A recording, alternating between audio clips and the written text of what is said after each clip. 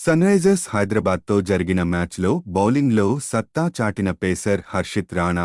Kolkata Knight Riders విజయం కీలక పాత్ర పోషించిన సంగతి తెలిసిందే. 4 ఓవర్లలో 33 పరుగులిచ్చి 3 వికెట్లు తీసిన హర్షిత్ బౌలింగ్లో సత్తా చాటినప్పటికీ తన దూకుడుకు మాత్రం మూల్యం చెల్లించుకున్నాడు.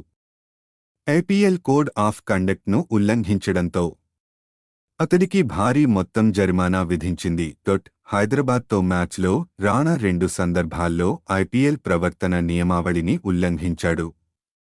ఇన్నింగ్స్లో 5-3వ ఓవర్లో మయాంక్ అగర్వాల్ 21 బంతుల్లో 32 వికెట్ తీసిన హర్షిత్ కోల్కతాకు తొలి వికెట్ను అందించాడు.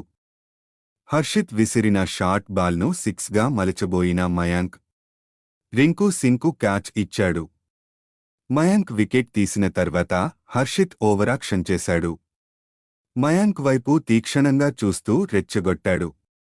సన్రైజర్స్ బ్యాటర్ కూడా అలాగే చూడటంతో హర్షిత్ అతడికి ఫ్లయింగ్ కిస్సులు ఇస్తూ మరింత రెచ్చగొట్టాడు.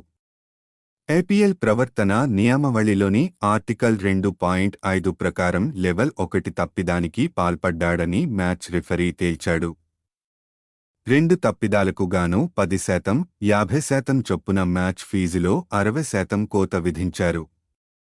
మ్యాచ్ రిఫరీ విధించిన ఆంక్షలను పేసర్ అంగీకరించాడు. సబ్స్క్రైబ్ చేసుకోండి.